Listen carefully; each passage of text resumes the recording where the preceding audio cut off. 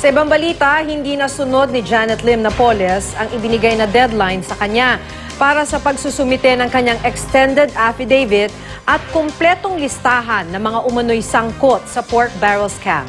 Binigyan siya ni Justice Secretary Laila De Lima ng hanggang tanghali kanina para rito. Hindi raw ito nasunod dahil sa kondisyon ng kalusugan ngayon ni Napoles.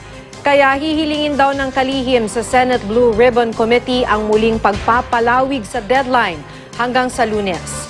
Sa pakikipag-usap ng GMA News kay Napoles sa pamamagitan ng text messaging, itinanggi ni Napoles na nagsasakit-sakitan lang siya para manatili sa ospital at hindi maibalik sa Fort Santo Domingo.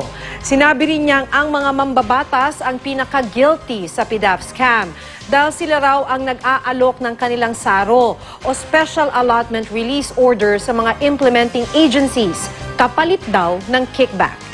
Naniniwala naman si Senator J.V. Ejercito na miyembro ng ehekutibo ang posibleng nanguna sa modus dahil silang may alam sa proseso ng PDAF. Si Secretary Butch Abad na kaalyado ng Pangulo muling itinangging sangkot siya sa scam. Hindi rin daw niya tinuruan si Napoles kung paano magpatakbo ng foundation. Baka gusto lang daw ni Napoles na makuha ang atensyon ng Pangulo para makipagnegosasyon dito.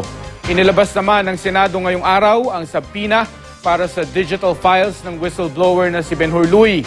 Sa kanyang hard disk daw nakalagay ang lahat ng mga nakatransaksyon nila sa ilalim ng Napoles NGOs. Hanggang May 28 ang ibinigay na deadline para dito.